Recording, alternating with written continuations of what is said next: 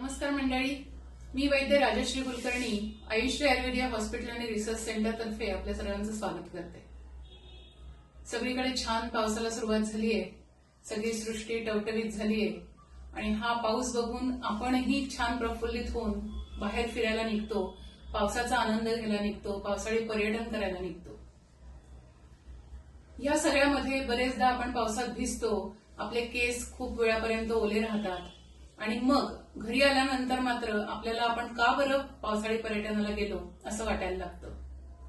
अशा वेळी पावसाळी पर्यटन करण्याचा आनंद लुटून देखील आपल्या तब्येतीला काही त्रास होणार नाही यासाठी आपण काही काळजी घेऊ शकतो का, याविषयी आपण माहिती बघणार आहोत। सगळ्यात महत्वाचं, पावसाळी पर्यटनाला जायचं असेल तर अशा प्रकारचे कपडे वापरायला पाहिजेत की जे कपडे थोड्या वेळाने लगेच वाळतील।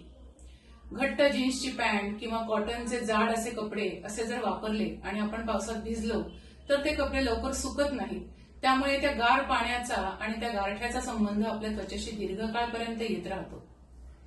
केसही ज्यांचे दाट असतात त्यांचे केस जर पावसात भिजले तर ते लवकर वाळत नाहीत। गाडीची सीट्स देखील आपण तसंच ओल्या अंगाने बसलो तर ते ओले होतात आणि आपण तसाच इकडून तिकडे प्रवास करत राहतो।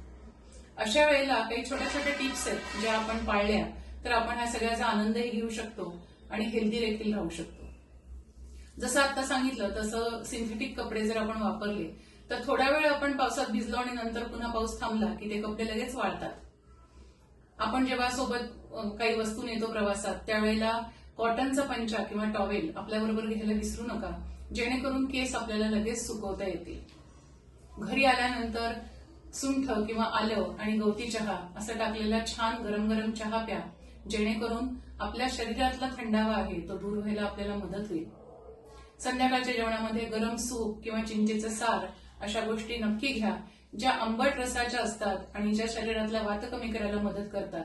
त्यामुळे प्रवासातून किंवा पर्यटनातून आल्यानंतर पाय दुखणं, डोकं दुखणं, अंग दुखणं अशा प्रकारच्या तक्रारी आपल्याला होणार नाहीत। आणि सगळ्यात महत्वाचं म्हणजे आपल्या सुरक्षिततेची आपण काळजी घेतली पाहिजे।